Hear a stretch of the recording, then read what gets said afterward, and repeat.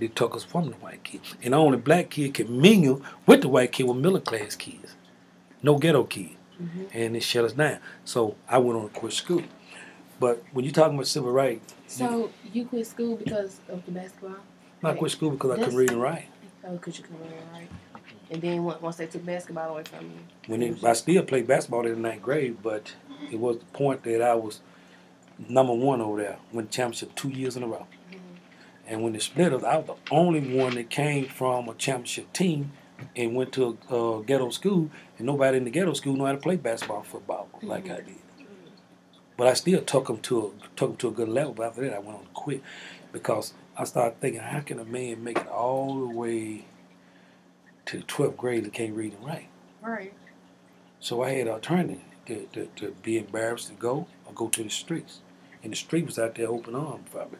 Drug dealers, gang bangers, robbers. They accepted me. So I quit school. I went to the street full time, and I ended up going to Morganville, Kentucky, in Job Corps. I got caught selling drugs. And that's when I learned about a lot of things around the United States. International. That's when I knew the difference between international and local. Because when I got there, they had kids from all over the United States. And they were teaching me about the Vice Lord, the gangster, the Crips, the Blood. So I'm learning all this now. You know what I mean? So once I learned that, I came back to the streets. When I came back to the streets, I was deadly then. Because I had friends international, all over the United States. And to this day, I got over 100,000 friends.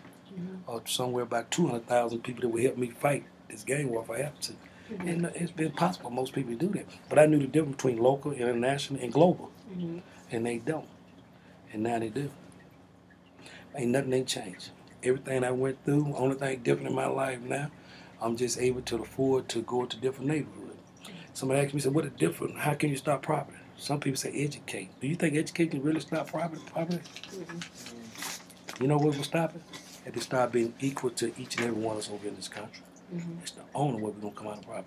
You know, that was very interesting what you said when we was talking about that, because you told me that most of the educated people out here don't have a job now. Poverty, so education ain't gonna do it. That's what I'm saying. That's a defeat the purpose to say that. But the United States want to use everything. Now I use educating people about their circumstances and stuff like that, and their environment, and you know, stuff around them like gangs and drugs. That's good. But for educational to get up, that's crazy. Not in America when they got 13 million people out of job now, and most of them had jobs. Yeah. Look at the people lost their home.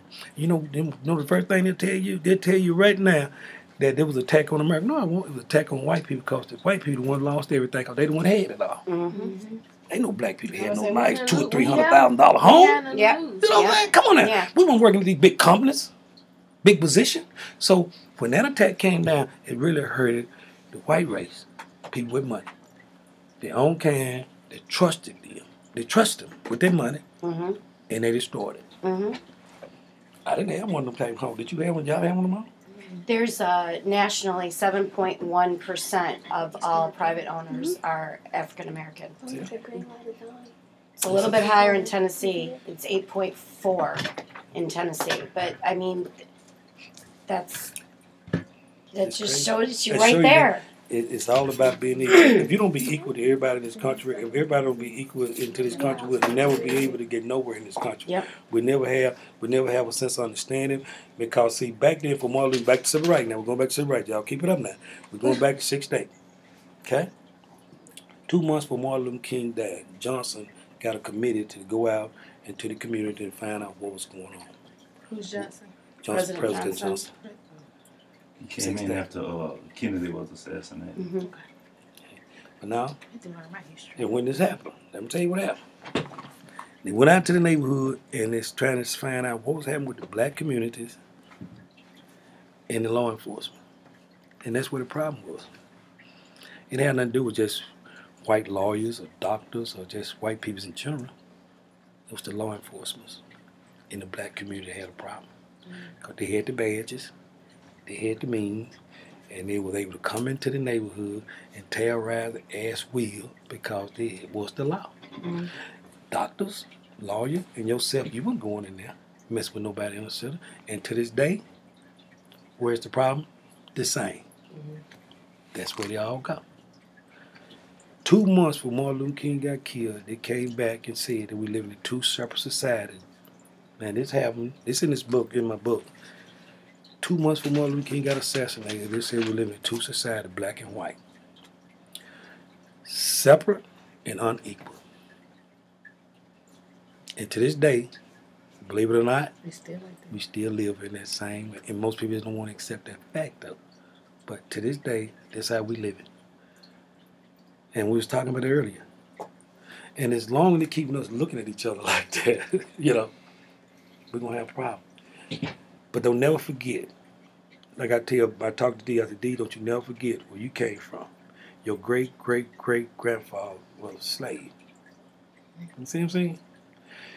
And right here, they ain't got nothing, they ain't down on us for no way, but they always, their ancestors, gonna be the slave owners. It's gonna be in the mind of America, it's gonna be global and international. It's gonna be that way. And we can't change that. We cannot change who we are. And you can't change what your ancestors did. We can't change what I